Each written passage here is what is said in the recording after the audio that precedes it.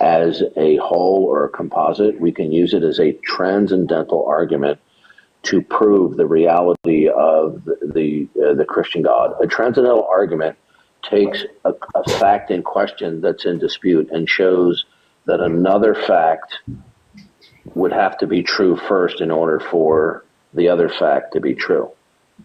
Okay, so that's called a transcendental argument. In order for A to be true, B must be true. Okay, so suppose B is controversial, right? And we both agree that A is the case.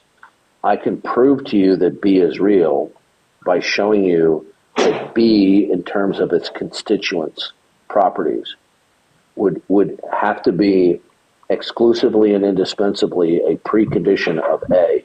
And without B, A could not be true.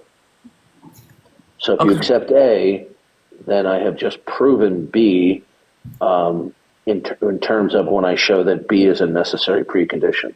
So transcendental argument. Okay, I get that. So when we look at the propositional content of the Bible in the Old and New Testament, both God's natural and special revelation, God reveals to us that his attribute set, being a perfect, ultimate God, is exclusive and indispensable for everything, including truth, reason, and intelligibility. And any attempt to negate or refute the propositional content that is revealed to us by God, codified in the Bible, meaning his nature, right, will end in failure, because God would first have to exist in order for the world to be constructed and operate in such a way that we could reason and affirm and deny things. So God would have to exist even for somebody to attempt to negate him. And if somebody says no, then they're going to have to explain how affirmation and negation are possible in a not God world.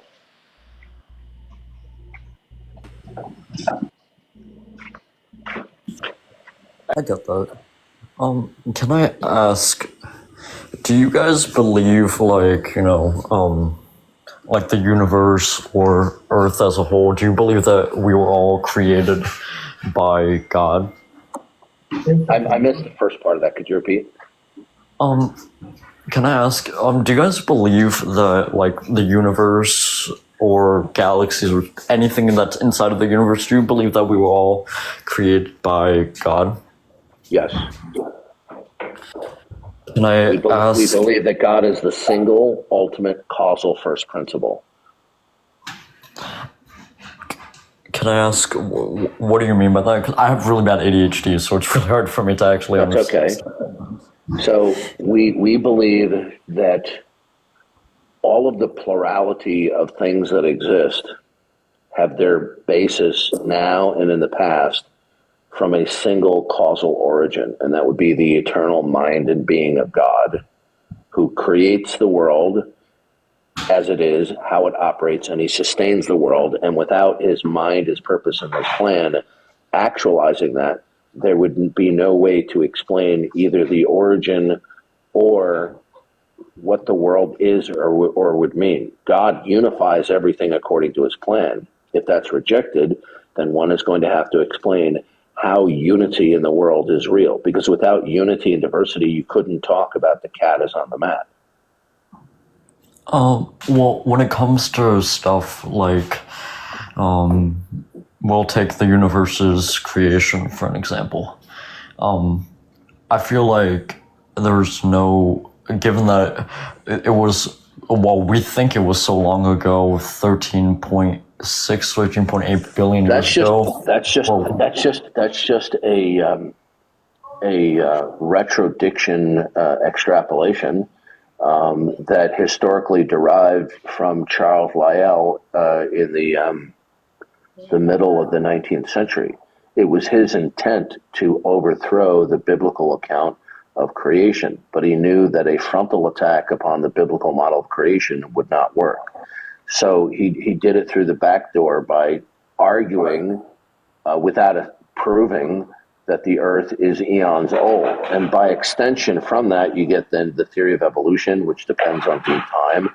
And from that, you have the notion of deep time in the universe. But deep time is not a fact. It's not proven. It's just a pervasive paradigm among materialistic scientists. Unfortunately, some theistic scientists go along with it, which they shouldn't. But it's just a historical permutation of atheistic naturalism. Can I ask? Because whenever I'm on these lives, and people tend to bring up religion. Now, I'm not saying that what they're saying is wrong or anything, but they always bring up, like, for example, how humanity, we evolved 10,000 years ago. That's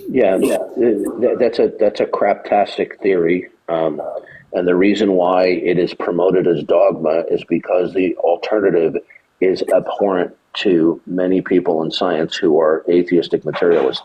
Most of them are not going to come out and tell you that they're atheists. Okay?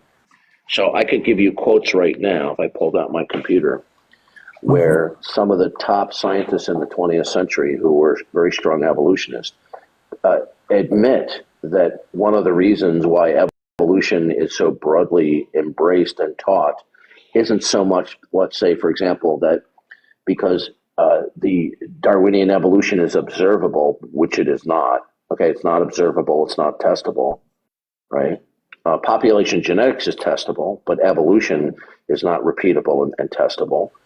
And they embrace it as the best explanation because it's the only craptastic explanation that they have, and the alternative, special creation, is abhorrent to them. It's on metaphysical grounds. But they don't talk about that in school. They don't talk about this in documentaries. See, several generations of people in the West have been brainwashed by atheistic naturalists, but they don't come to you saying, "Oh, we're atheistic naturalists." They just dismiss the book. Well, do you want to believe the Bible? Go ahead. But okay, they talk about the world in such a way that they can account for everything on naturalistic terms.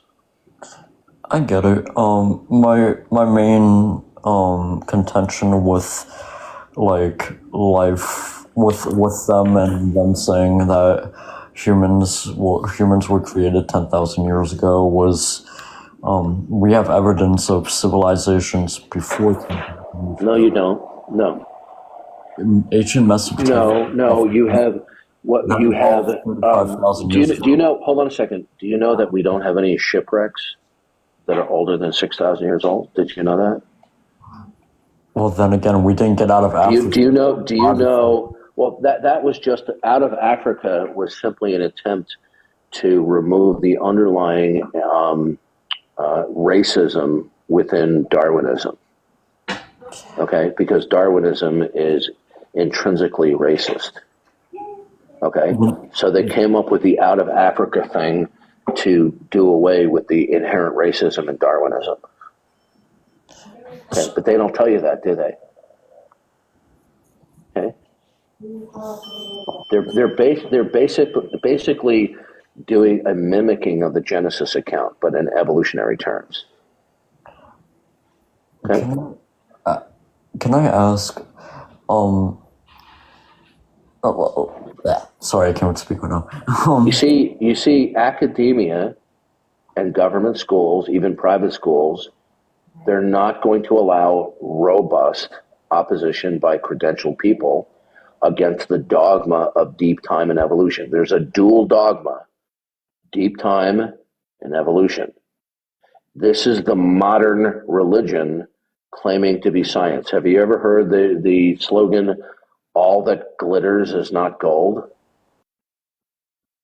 Well, not everything that comes into the name of science or heralded as science measures up the kind of science that we're thinking of testing, observation, testing, repeatability, followed by predictive success. Also, somebody's reporting you in the comments. What? Someone is reporting you in the comments. Just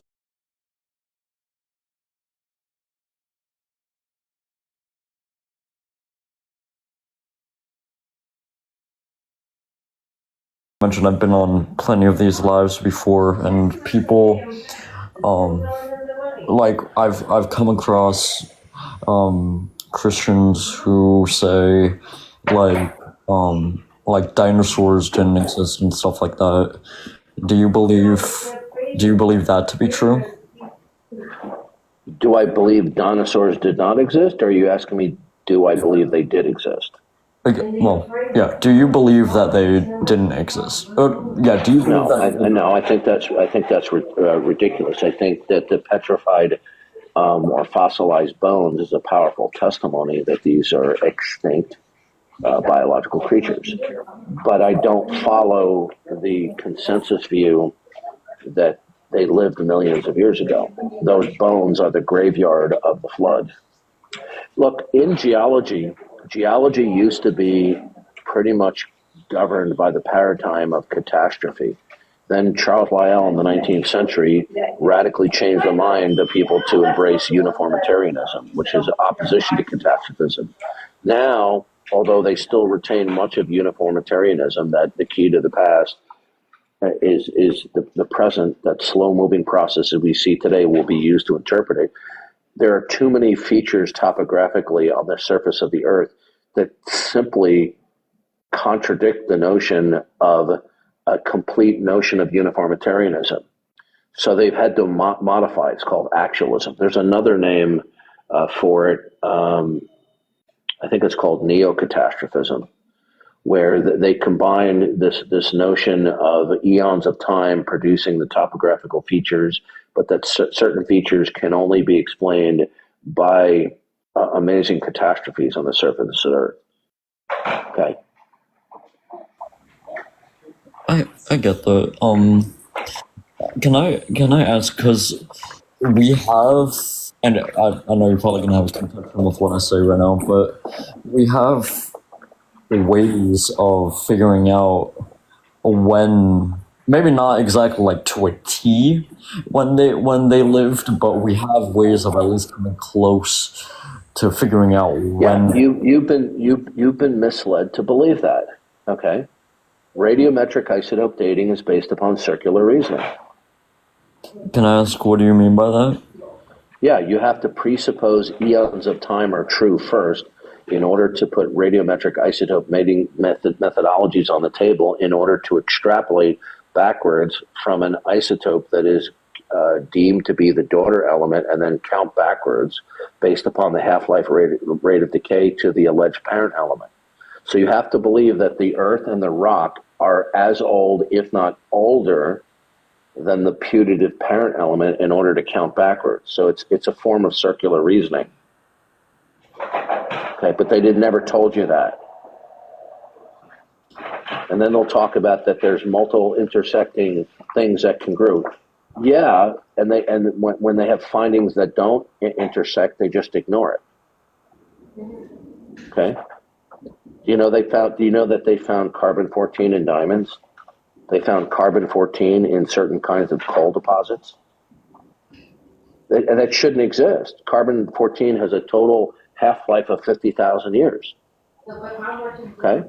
You see, you have only been taught, the idea of deep time and evolution, and you've never heard a robust scientific presentation against it because they won't permit it. So unless you take the initiative and have the interest and the enthusiasm to investigate the counter arguments, you're gonna think that it's a slam dunk for deep time. Okay? I get that. Look, you know the Grand Canyon? Yeah. Okay, if you look at the sedimentary material that is revealed by a cutaway of the canyon, okay, when you look at these layers, there are not disconformities, okay, meaning that would be the product of erosion over a long period of time in between the layers. What we have in between the layers are virtually smooth layers, one on top of each other, and not numerous disconformities. Okay? Mm-hmm. If each layer was laid down over a long period of time, then another layer, we would clearly see numerous disconformities in the layers, but we don't see that. Okay? Yes, sir.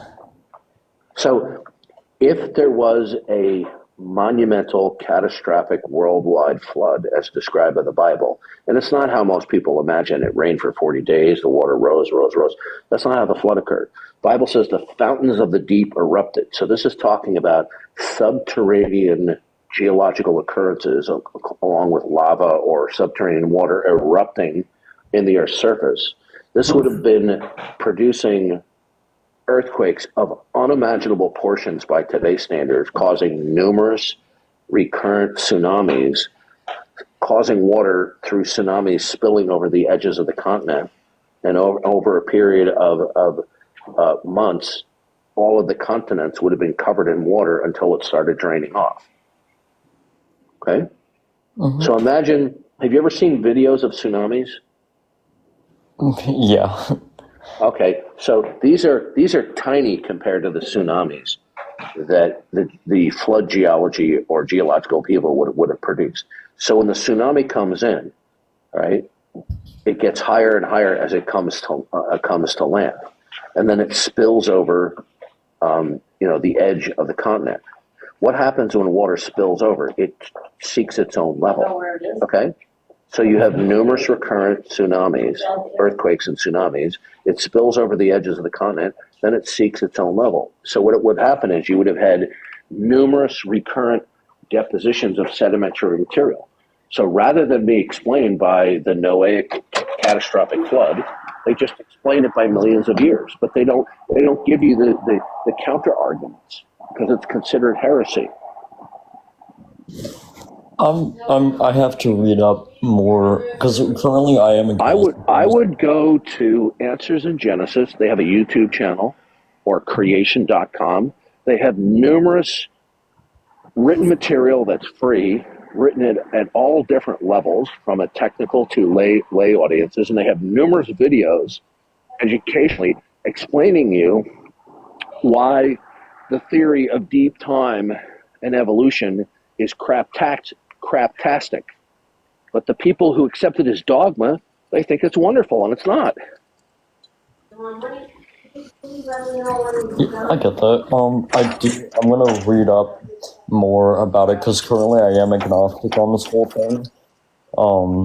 So I'm gonna read up more, and if I have any other questions, I could come back. Yeah, if you have any questions at all, come on back. You follow me because I stream, and P. Mars streams as well.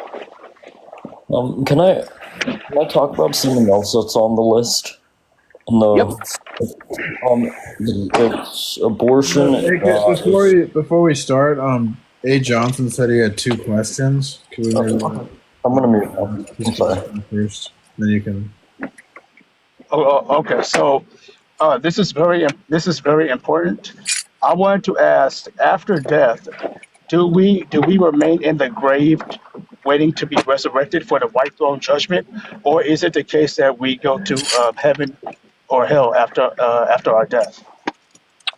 For those who are in Christ who have repented, upon physical death, their body remains, and their soul will go to be to heaven. But then there will be the general resurrection, where our souls will be reunited with a resurrected body that will never die or decay again. Oh, okay.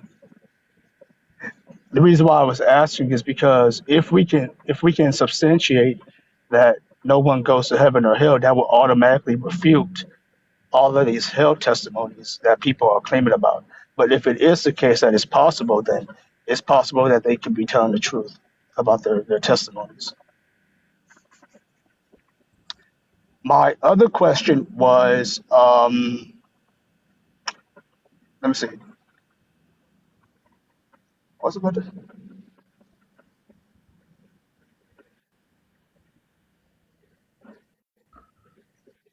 Does Satan have the power to create life? Like in the case of the Nephilim and the Egyptian prophets and priests? Well, the Egyptian priests were probably very steeped into the occult, and there was a lot of demonic activity there. Because I know that they were able to turn their staffs into living snakes. So I'm like, I thought Satan didn't have the power to. Demons have the ability to manipulate things as well. Mhm. Demons typically don't want to do certain manifestations like that in certain times and places and cultures, like our own, where people were steeped in naturalism, because that would be counterproductive to naturalism. But in places where they're not steeped in naturalism, they don't care about sometimes doing some manifestations. Their main goal is to deceive people ideologically. Gotcha. What do you? So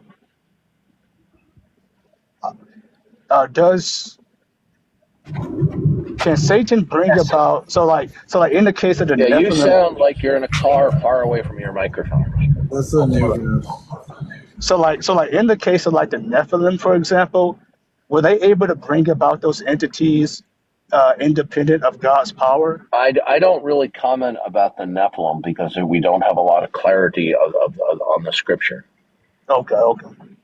I mean, we just don't have sufficient information. But anyway, thank you for coming. Okay. Vio, welcome. Hello? Vio, are you there? I muted him, Darth. Here, Yeah, your microphone is muted, Vio. You have to unmute if you want to I'll talk. send him an unmute invite. So I would reject near-death experiences, Darth, but I would probably accept if someone claimed they had like a vision potentially of like maybe death or hell or something like that. Would you believe? Why would God need to do that? He's completed the New Testament. There's just no need to do this. You don't think people get visions from God? No. No? I'm a cessationist. I believe that God, unless it might be in some rare occurrence somewhere in the world, I wouldn't rule it out entirely. But generally speaking, I believe that God has completed his revelation of his plan of redemption, and it's been propositionally codified in the scriptures. And the scripture says that Darth might have got a call. If it's okay while he's on mute for now, can I ask a question about number 4 on the list of abortion as child sacrifice? Sure. Can I ask, what do you mean by abortion as child sacrifice? It's you're sacrificing an unborn child for like convenience or bodily autonomy or something like that. Can I ask, I'm going to assume you're pro-life. Well, I would say I'm an abolitionist. You're an abolitionist, okay. Yeah. Because I think abortion is child sacrifice. It's the equivalent of schmurder. Can I ask, what would be, since you mentioned schmurder, what would be your definition of schmurder? The unjustified unaliving of another human being. Fair enough. And what would be your definition of a human being? Featherless, bipedal. I don't know. I don't really have a definition of a human being. Well, that which is featherless and bipedal. That's my definition. Well, you mentioned bipedal right then and there. So, it being bipedal, how does a cellular life form, which is what a child in the womb is? I was joking. A human is a universal property that I couldn't really like explain exactly what a human is. Only God could know that. Well, when it comes to a human, well, here's the thing. There is a difference between being a human and being a human being. When we're referring to a human, we're referring to... No, there's not. That's stupid. Well, I just want to finish for a second. Okay. When we're referring to a human, we're referring to someone part of the Homo sapien species. So we're referring to like humanity as a whole. When we're referring to a human being, we're referring to an individual like you and I. So I don't accept that. I'm sorry, say it again. I don't accept that. I mean, So are you trying to say an unborn baby is not a human being? we both have different ways of defining human beings, so it's really up to the person whether or not they actually are a human being. I personally don't think they are. They might be human from the very moment of conception, that I won't deny, but I don't really necessarily think they're a human being. How would you like it if I said I don't... Human life begins at conception. I get that. Yep. Yeah, human life begins at conception. This is a clear scientific fact. And it ends when there's major bodily organ failure that results in a complete shutdown of the system. Okay, so it's scientific. It's scientifically human life begins at conception. Right. About this is because they want to it to be legal to kill the unborn. Right. And we live in a very satanically diluted world that people aren't even aware of it. We have one major political party in the United States. I don't know if you're an American, but in America we have one political party where their policies are, with some exceptions, but for the most part, satanic anywhere you look. Can I ask? And there's a significant plurality of the American electorate. Notice I use the word plurality, but there's a significant plurality of the American electorate that keeps on voting for these satanic and evil policies. Could we maybe compromise and say like an unborn baby is 3/5 a human being? 3/5 a human being. Yeah, I guess you're not picking up on my humor there, I suppose. Well, to say that the product of conception and its trimester, the 3-trimester development is not human, is a lie. People are lying. Well, no, I'm not saying it's not a human. I recognize that it's a human. I'm not accusing you. Yeah. But I do recognize it as a human from the very moment of conception, and I'm not the type of making an arbitrary... Your life began at conception. Yes. And when you have major organ failure that you don't recover from, right, then you're going to have a cessation of your overall bodily function, and you will be dead at that point. So, for example, if let's say your spleen fails, you're still gonna live. Let's say one of your kidneys fails, you're gonna live. But if both your kidneys fail, you're done. That's major organ failure. Or if your liver goes south, okay, you're done. Okay, because your liver helps clean toxins out of your body. So when there's major organ failure, then it destroys, it breaks down the entire system, resulting in complete death. Okay, and that's the spectrum from conception to physical death. Darth, how are these atheists surviving the major organ failure of their brains? That was a joke. Okay, that was bad. They're not all winners. Okay. Yeah, your microphone is weak. Oh, is it? Okay. Okay, I turned you up. But yeah. Look, we're arguing with people who are atheists. They know the truth. They know that we're right.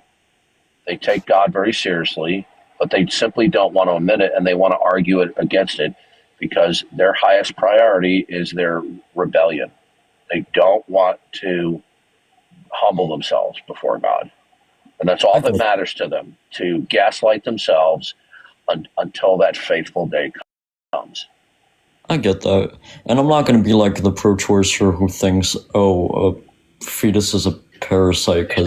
These people are vile.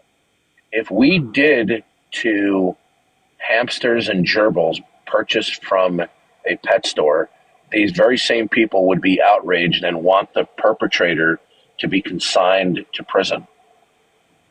I get that. And like I mentioned, I'm not going to be like the type of pro-choicer to think, oh, the fetus is a parasite because... Fetus is just a medical term, but it's used to demean the unborn child. See, it seems to me like if we live in a world where we can arbitrarily, like the state can say, well, the most innocent human being there can be is somehow like doesn't have value. What's to stop the state from saying that you don't have value?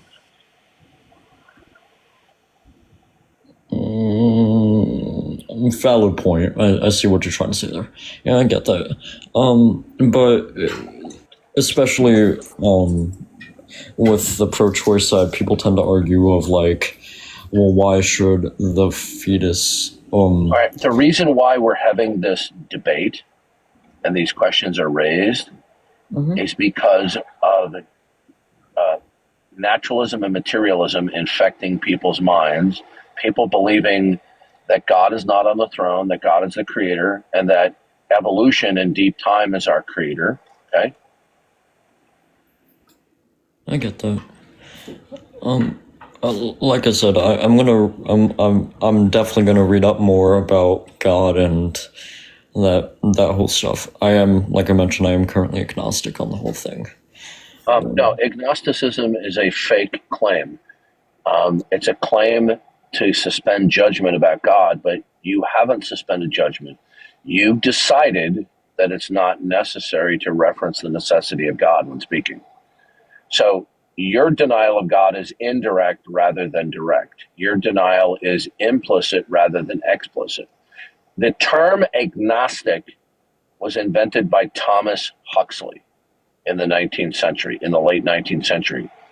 It was specifically coined and promulgated in order to deceive the British public that he was an atheist, but didn't want to admit it, right? So that he could peddle his naturalistic and materialistic views to ultimately do a backdoor, prolonged, multi-generational attack upon Christian theism.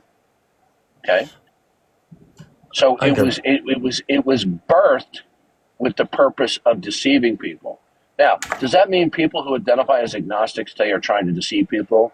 No, but if you actually question them and say, look, you understand that neutrality toward God is impossible. People claim it, but you cannot be neutral toward God, because you will either choose to speak of things of this world, either with reference to the necessity of God or without.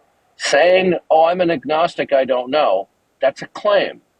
The claim is not self-authenticating. Okay? So agnostics are simply atheists who pretend not to be. I get that. When it comes to this whole God and religion thing, I used to be an atheist, but I've been opening my mind up recently to this whole God argument. So let me give it to you very simply, okay? Yep. It is utterly and completely irrational not to accept the existence of God. And the reason why is this. Either the world exemplifies ultimate design and intentionality by God's purpose, or not. When the world exemplifies ultimate intentionality and design, that means that the world operates according to a single causal first principle, according to the mind and plan of God, and that us being rational, cognitive beings are that way because we are gifted to be like God, and even our self-consciousness is emblematic of ultimate design. And if it was not, then we could not be rational cognitive beings in either a deterministic or an indeterministic world. Determinism destroys the rationality of the so-called human mind, and indeterminism, a chance world, also annihilates the rationality of the human mind. The only context for the viability of human rational cognitive beings is in the context where our consciousness, as well as the rest of the world, is indicative of the ultimate state, which is itself characteristically rational. If that's not accepted, then the person continuing to talk without the context of God is being irrational, because you can't connect the dots to anything in the world without there being a single causal first principle, and one that itself is characteristically of a rational mind. Okay? The alternative is a model of reality that is incoherent and indefensible. So it's literally irrational to not accept that God is and that he's revealed himself through creation. Now, a person may not be entirely cognizant of how and why they're irrational, but they have a sense that they're being irrational when they deny God. They may not realize it to the extent that somebody maybe who studies logic, philosophy, metaphysics, and theology can explain it, but it's utterly irrational. When you ask atheists, why don't you believe in God? They say, well, because there's no evidence for God. Say, okay, how does it follow from your claim there's no evidence for God that God doesn't exist? And they can't explain it because it's not rational. Okay? When they say there's no evidence for God, you say, okay, so you're saying there's no evidence that the world derives and depends upon God? Well, yeah, that's right. Good. What's the evidence that the world is independent from God? And when you ask them that question, they go, oh, you're shifting the burden of proof. No, I'm not. I'm just asking you to explain your position. You see, they don't follow their own criterion. Are they able to expound and detail how the world is emblematic of being independent from God? How'd they figure that out? And then they pull the incredulity card, right? So rather than defend what their real position is in the not God world, that I'm just unconvinced. No, that's just a verbal deception. That's just a verbal deception. That your position is just a mental state wherein you're unpersuaded, rather than you're actually adopting a model of reality where God is not needed. Can I ask a question to you, Darth, if that's okay? You just did. Sure, go ahead. So I was reading about it earlier, and since we mentioned, how, humanity was, supposedly created or evolved 10,000 years ago, but and I'm going to say supposedly, we have evidence of, stuff like cave paintings from back well before. Yeah. Well, that's where they come in, where they tell you that these are dates. How do they demonstrate that?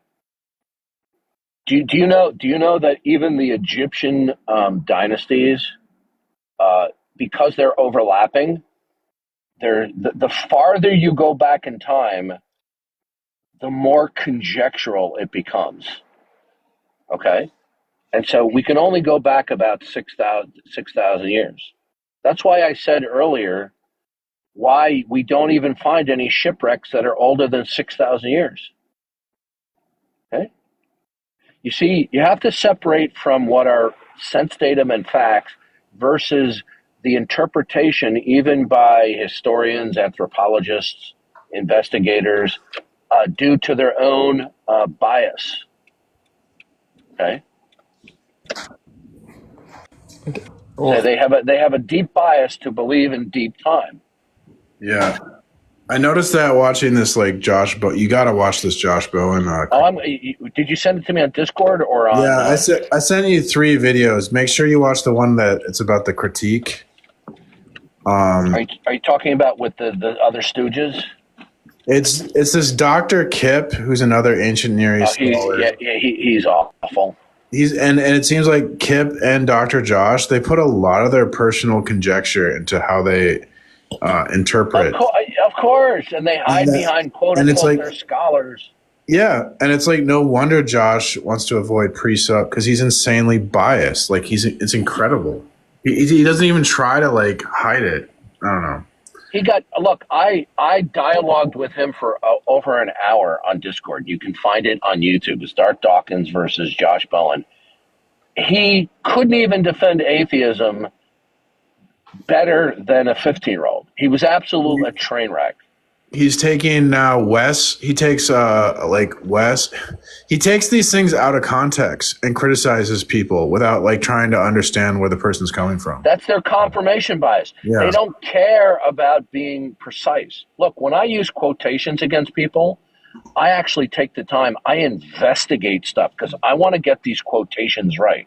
Like there's one quotation that I use against Billy Graham, where Billy Graham says about Norman Vincent Peale that nobody has done more for the cause of Christ than Ruth and Norman Peale. This was allegedly said by Billy Graham at a luncheon celebrating Norman Vincent Peale in the 1960s.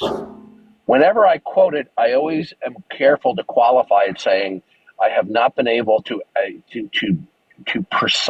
where there's like a newspaper article, whatever. And whenever if I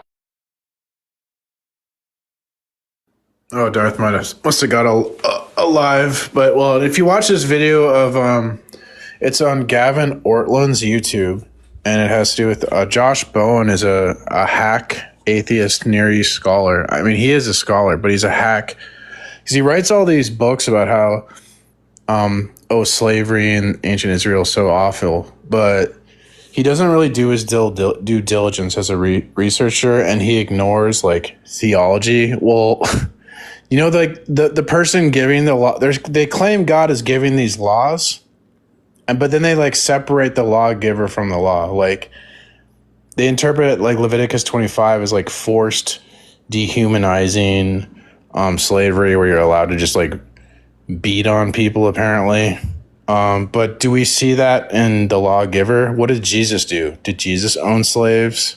Did Jesus go around being violent with people? Oppressing people, persecute. Did Jesus do any of these things? No.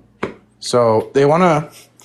The most important context to the Hebrew law is going to be the one giving the law, and they completely isolate that when they interpret these things. Like I mentioned, I am gonna read more and learn more about this. I am gonna head out for now. But before I go, Happy New Year's and just have a great night overall. Happy New Year. Yeah. Thanks for telling. Thank you. What would you like to say, Clayster? I'm gonna have to end my live here pretty soon. I wanted to ask, let's just like for the sake of the argument assume evangelical Protestant Christianity is true. Why ought somebody believe? Like, let's say it is true, and somebody honestly, just like through an intellectual fault, or they saw somebody have poor evidence, or they were deceived by like fake evidence. What happens to that person? It's your responsibility to interpret God's revelation. If you fail to do that, that's your fault. But didn't you agree that God didn't create every human with the same intellectual capabilities, right? You don't need intellectual capabilities to get the revelation from God. Oh, so like what is apologetics then? It's a rational defense of the Christian faith. But you just said you don't need that. Yeah. So why do you do it? Why not? I don't understand. Well, so like, is Christianity something that needs to be understood? Do you only do things you need to do? Like, well, no, but I can give a reason for it. Like, if you